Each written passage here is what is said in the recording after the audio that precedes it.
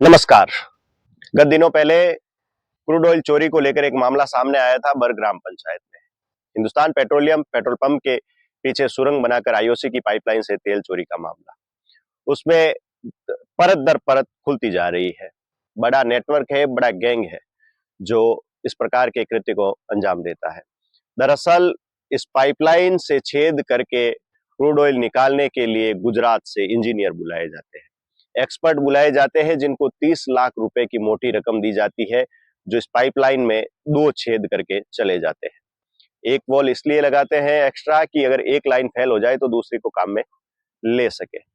यहां तक वो किसी प्रकार के इलेक्ट्रिक आइटम का उपयोग नहीं करते हैं, ना ही किसी उपकरण का उपयोग करते हैं इलेक्ट्रिक, जिससे आग लगने का खतरा रहता है।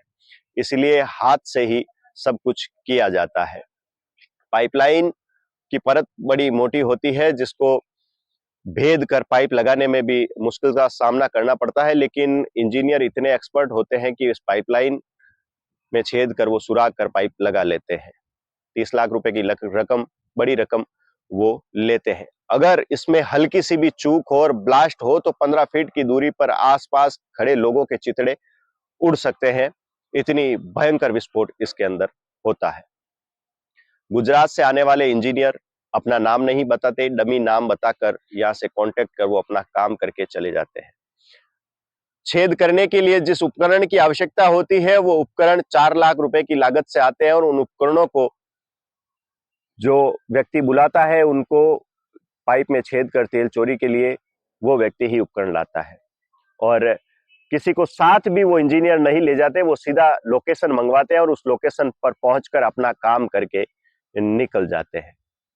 एक टैंकर की कीमत 12 से 14 लाख रुपए क्रूड ऑयल की होती है, और ऐसे में उस पाइपलाइन से इतना प्रेशर से क्रूड ऑयल आता है कि टैंकर आधे घंटे 30 मिनट के अंदर आधे इंच की पाइप से टैंकर भर जाता है, और एक रात में 1.5 करोड़ का तेल ये चोरी कर लेते हैं। 30 लाख रुपए इंजीनियर को देना, 4 लाख के उपकरण, 34 लाख का खर्चा। और जगह भी ऐसी देखते हैं, ये आसपास कोई बंद पेट्रोल पंप है या बंद फैक्ट्री है, ऐसी कोई जगह होती है जहां से आसानी से ये यहाँ से पेट्रोल लेकर, क्रूड ऑयल लेकर निकल सके, ताकि लोगों की नजरों में न रहे। और रात्रि को ये कार्य करते हैं। रात को 9 बजे से लेकर के सुबह 4 बजे तक इनका सिलसिला चलता है। टैंकर भर करके यहाँ से रवाना कर देते हैं, और अधिकतर गुजरात, महाराष्ट्र और हरियाणा में ये क्रूड ऑयल के टैंकर जाते हैं। वहां पर भट्टियां चलाने वाले, फैक्ट्री चलाने वाले इस तेल का उपयोग करते हैं, और कई व्यक्ति तो इसको गर्म करके पेट्रोल और डीजल भी बनाते हैं क्रूड ऑयल से। ये उस आईओसी की मेन पाइपलाइन में छेद करते हैं। उसमें जब आधे इंच का पाइप लगाते हैं तो उसमें 3 वॉल्व लगाते हैं।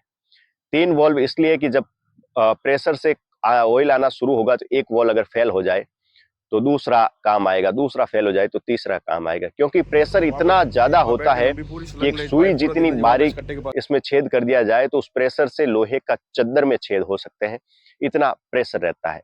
दरअसल आईओसी की पाइपलाइन में ही ज्यादा तेल चोरी क्यों होता है? क्योंकि इसका अलार्म सिस्टम जो है वो कमजोर है, और उस कारण से इसमें क्रूड ऑयल चोरी ज्यादा होता है।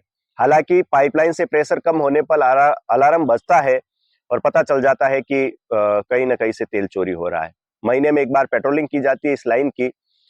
जब आईओसी की लाइन की पेट्रोलिंग की गई तो प्रथम बार तो उन्हें शक हुआ और वो चेक करते गए, उन्हें कुछ मिला नहीं, तो दूसरी बार वापस से उन्होंने चेक किया तो इस पेट्रोल पंप के पीछे उनको प्रेशर कम मिला और उन्हें लगा कि कुछ है।